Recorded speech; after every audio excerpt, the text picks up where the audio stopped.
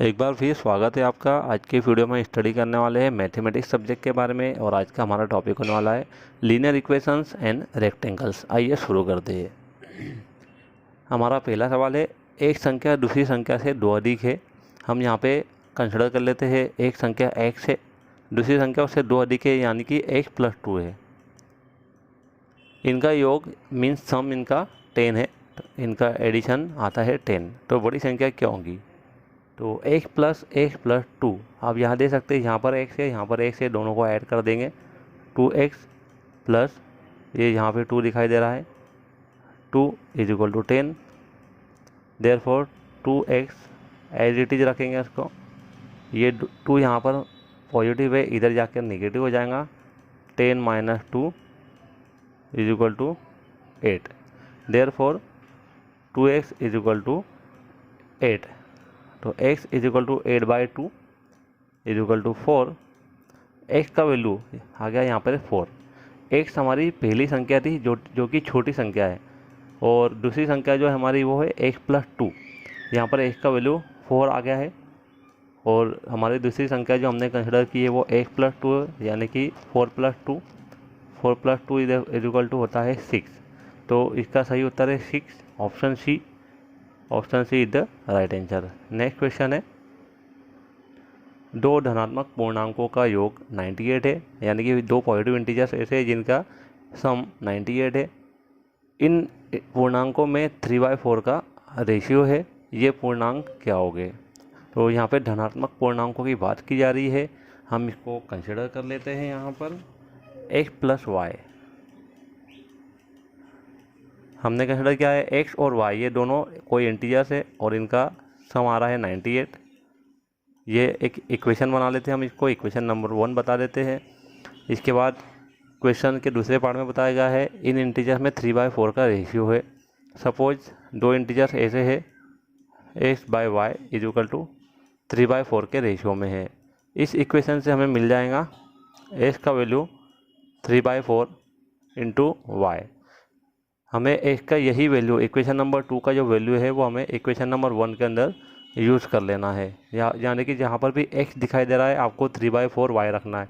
हम इस इक्वेशन में x का वैल्यू 3/4 y रख देते हैं, प्लस y = 98। आपको इसको सॉल्व कर लेना है। एलसीएम आएगा इसका 4, ये 3 + 4 इसमें मल्टीप्लाई हो जाएगा y में = 98। जब आप इसको पूरी तरह से सॉल्व कर लेंगे, सॉल्व करने के बाद आपको y का वैल्यू मिल जाएगा 56। आप देख लीजिए यहाँ पर कि y के स्थान पर यानी कि सेकंड वैल्यू 56 किस ऑप्शन में दी गई है। ऑप्शन ए के अंदर 56 अवेलेबल नहीं है, ऑप्शन बी के अंदर भी नहीं, ऑप्शन सी के अंदर है और y के स्थान पर है। तो option C is the right answer. Next question है, 5 संख्याओं का माध्य 18 है। यदि एक संख्या छोड़ दी जाए तो माध्य 16 हो जाता है। इस प्रकार छोड़ी गई संख्या क्या है? तो यहाँ पर 5 संख्याओं की बात की जा रही है, तो हम ऐसा मान लेते हैं कि इन सभी का एडिशन जो होता है वो x है। अभी इसका मीन निकाल रहे हैं हम, मतलब x/5 टोटल उनके सम से 5 को डिवाइड कर दो = यहाँ पे 18 बताया गया है। ओके, तो हम यहाँ से देख सकते हैं कि x = 18 × 5 = 90 यहाँ पर आ रहा है पहले केस में, यदि पांचों संख्या कंसिडर की जाए। लेकिन क्वेश्चन के दूसरे पेज में उसने बताया है कि यदि एक संख्या छोड़ दी जाए, यानी कि केवल अगर 4 संख्याएं बचती है वहाँ पर, तो हम ऐसा मान लेते हैं कि इसका योग भी होता है y, और 4 संख्या है तो हम इसको मान लेते हैं, इसका माध्य लेंगे y/4 = 16 हो जाएगा। यदि 4 संख्या रहेंगी तो इनका मीन 16 हो जाएगा। तो y का वैल्यू हम यहाँ से देख सकते हैं कि 16 × 4 = 64 ऐसा आ रहा है। अब हम देख सकते हैं यहाँ पर कि यदि 5 संख्याएँ कंसिडर की जाए तो 90 आता है, 4 संख्याएँ कंसिडर की जाए तो 64 आता है। इसके लिए हमारी छोड़ी गई संख्या क्या है, उसके लिए हमें इन दोनों का डिफरेंस निकालना पड़ेगा, यानी कि इनका अंतर निकालना पड़ेगा। 90 - 64 = 26। 26 यहाँ पर ऑप्शन ए के अंदर अवेलेबल है, इसके लिए option A is the right answer. Next question है, अर्जुन की आयु श्रेया की आयु की दुगुनी है, यानी सपोज श्रेया की आयु x है, ये श्रेया की आयु है, तो अर्जुन की आयु जो आएगी वो 2x आएगी। श्रेया की आयु हमने ऐसा मान लिया है कि x वर्ष है, अर्जुन की आयु 2x है क्योंकि वो डबल है। यदि श्रेया की वर्तमान आयु x वर्ष है तो 5 वर्ष पहले अर्जुन की आयु क्या होगी? 5 वर्ष पहले की बात की जा रही है, यानी कि दोनों की आयु में से 5 वर्ष जब घटा देंगे तो उनकी 5 वर्ष पहले वाली आयु पता चल जाएंगी। हमें अर्जुन की आयु पता करना है, हम इस आयु में से 5 को माइनस कर देते हैं, 2x - 5। 2x - 5 ऑप्शन ए के अंदर दिखाई दे रहा है, इसके लिए ऑप्शन ए सही जवाब है। दो धनात्मक पूर्णांकों का अंतर 36 है, इन पूर्णांकों में 4/3 का रेशियो है, ये पूर्णांक क्या हो गए? अभी हमने इससे पहले एक क्वेश्चन देखा था, वहाँ पर इन दोनों का सम दिया गया था, यहाँ पर डिफरेंस दिया गया है। तो हम फिर से यहाँ पर कंसिडर कर लेते हैं कि एक इंटीजर x है, एक इंटीजर y है, इनका डिफरेंस दिया गया है 36 का। डिफरेंस है मतलब यहाँ पे हम x - y करेंगे इक्वल टू 36, और यहाँ पर इनका रेशियो दिया गया है x/y इक्वल टू 4/3। तो हम इस इक्वेशन से फिर से देख सकते हैं कि x का वैल्यू जो आएगा यहाँ पर 4/3 इंटू y। हमें जो इक्वेशन 2 है ये, इसका वैल्यू इक्वेशन नंबर 1 के अंदर यूज़ करना है। x की जगह पे आपको 4/3 इंटू y डालना है, तो हम डाल लेते हैं यहाँ पर 4/3 into y minus y equal to 36। तो इसको जब आप सॉल्व कर लोगे तो यहाँ पर y का वैल्यू आपके पास आने वाला है 108। जब आप यहाँ पर 108 वैल्यू डालोगे, वो भी माइनस में आएगी, 108 यहाँ पर वैल्यू आएगी, वो रखता है माइनस में आए प्लस में आए, लेकिन जब आप इसको सॉल्व कर लोगे, सॉरी इसका वैल्यू प्लस में आएगा 108। आप यही y का वैल्यू 108 इस इक्वेशन के अंदर पुट कर दीजिए, s - 108 इक्वल टू 36। क्योंकि यहाँ पे 108 दो ऑप्शन के अंदर दिखाई दे रहा है, ए और बी पे, इसके लिए हम इसको सॉल्व कर रहे हैं आगे। Therefore x equal to 36 plus 108 equal to 144। 144 108 ये ऑप्शन ए के अंदर दिया गया है, इसके लिए ऑप्शन ए सही उत्तर है। नेक्स्ट क्वेश्चन है, 5 के दो क्रमागत गुणजों यानी कि कंसेक्यूटिव मल्टीपल्स का सम 55 है, इनमें बड़े गुणज का मान क्या होगा? यहाँ पर हम ऐसा कंसिडर कर लेते हैं कि 5 के दो गुणजों की बात की जा रही है। हम ऐसा मान लेते हैं कि 5 इंटू एक्स ये पहला गुणज है, क्योंकि 5 का मल्टीप्लायर होना चाहिए ये, और हम दूसरा गुणज मान लेते हैं 5x और उसका अगला ही 5 का मल्टीपल, तो इसमें 5x + 5 हम कंसिडर कर लेते हैं। पहला गुणज हमारा 5x, दूसरा जो है 5x + 5, इन दोनों का सम 55 दिया गया है। अभी हम इसको सॉल्व कर लेते हैं। 5x + 5x 10x होता है, प्लस 5 इक्वल टू 50 होता है, 50 equal to 55। 10x + 5 equal to 55। ये 5 इधर प्लस में इधर आकर माइनस हो जाएगा। 10x equal to 55 minus 5 equal to 50।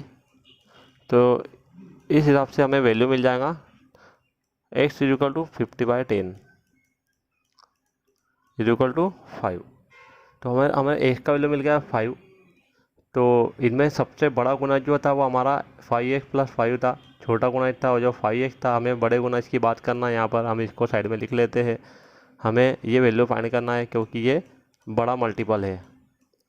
Okay, तो यहाँ हम देख सकते हैं x का वैल्यू 5 है, x का वैल्यू 5 है, तो 5 × 5 + 5, 5 × 5 25 होता है, plus 5 equal to 30। 30 option D के अंदर दिया गया है, इसके लिए ऑप्शन डी इसका सही उत्तर आएगा।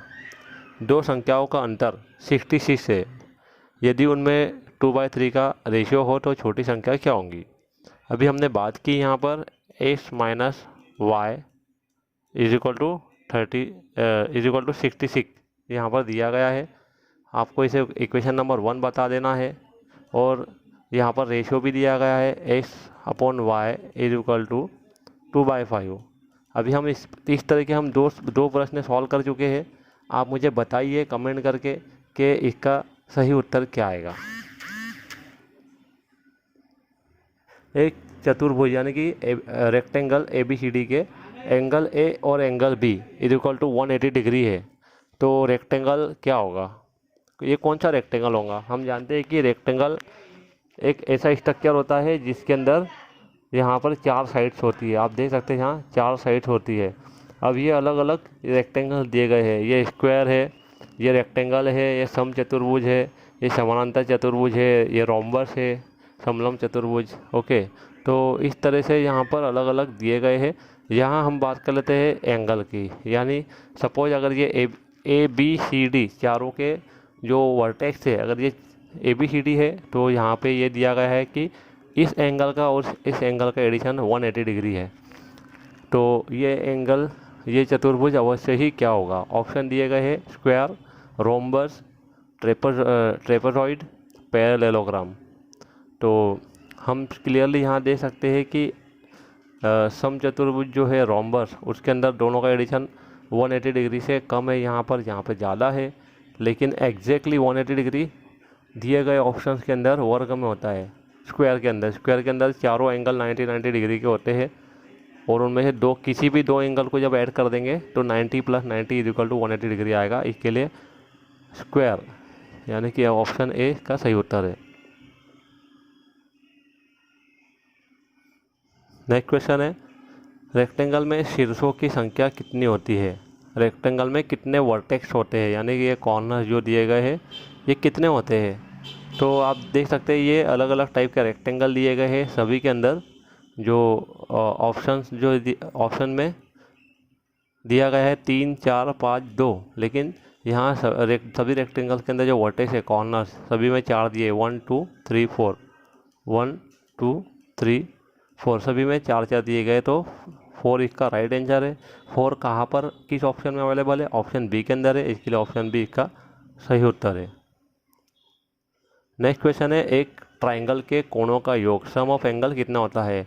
तो आपको हमेशा याद रखना है एक ट्राइंगल के इंटरनल एंगल जो होते हैं, ये ट्राइंगल के इंटरनल एंगल्स है, इन सभी का जब एडिशन करोगे आप, सम करोगे तो ये हमेशा 180 डिग्री आएगा।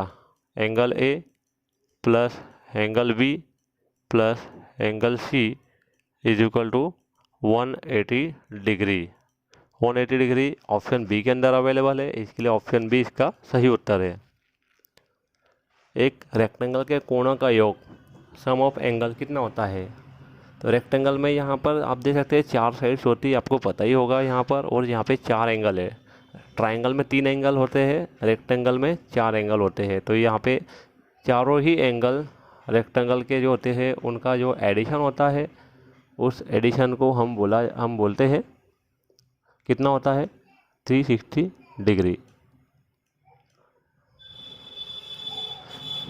किसकी रचना के लिए केवल एक भुजा का ज्ञान होना जरूरी है? मीन्स यदि हमें 4 साइड या 3 साइड पता है, देखिए हम यहाँ देख सकते हैं आयत दिया गया है, एक रेक्टेंगल है और यहाँ पर एक ट्राइंगल है, यहाँ पे स्क्वायर है, एक यहाँ पर रोम्बस है। तो इनके अंदर ये पैरेललोग्राम है। तो हम यहाँ पे देख सकते हैं कि इन चारों के अंदर से ऐसा कौन है कि जिसके अंदर यदि हमें एक चीज़ का भी पता चल जाए, एक साइड का भी पता चल जाए, तो हम चारों साइड पता कर सकते हैं। तो इसके अंदर सही ऑप्शन सिर्फ स्क्वायर आएगा। वर्ग में चारों साइड एक जैसी होती है, चारों ही साइड एक जैसी होती है। तो इसके लिए वर्ग में यदि हम एक साइड का पता लगा लेंगे तो हमें चारों साइड जो है वो पता चल जाएगी, और चारों साइड पता होने की वजह से हम इसको ट्रेस कर सकते हैं। यदि एक साइड 2 सेंटीमीटर की है तो दूसरी भी 2 सेंटीमीटर की होंगी, तीसरी भी 2 सेंटीमीटर की होंगी और चौथी भी 2 सेंटीमीटर की होंगी। इसके लिए इसकी ट्रेसिंग के लिए सिर्फ एक साइड का होना भी ज्ञात होना जरूरी है सिर्फ। तो वर्ग इसका सही उत्तर है। रेक्टेंगल में प्रत्येक कोण कितने डिग्री का होता है? रेक्टेंगल के अंदर प्रत्येक कोण जो होता है वो 90 डिग्री का होता है, ये आपको ध्यान रखना है कभी भी, चाहे वो स्क्वायर हो, देखिए यहाँ पर, चाहे वो स्क्वायर हो या फिर एक जनरल रेक्टेंगल हो, उसके अंदर जो आपका एंगल होगा वो 90 डिग्री का रहेगा। एक सिक्के को एक बार उछालने पर हेड आने की प्रोबेबिलिटी क्या होती है, क्या कितने चांसेस है? यदि आप एक सिक्के को उछालोगे तो या तो हेड आएगा या टेल आएगा।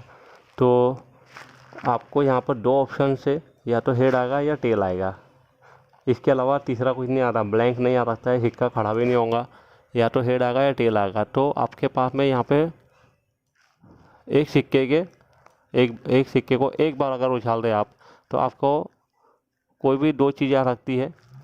इसको ऐसा लिखेंगे 1/2। आप एक सिक्के को उछाल दे तो आपको यहाँ पे दो प्रोबेबिलिटी बनती है, ओके, दो चांसेस है, तो इसको हम ऐसा लिख सकते हैं कि 1/2। तो ऑप्शन डी इसका सही उत्तर है। आज की वीडियो में फिलहाल इतना ही।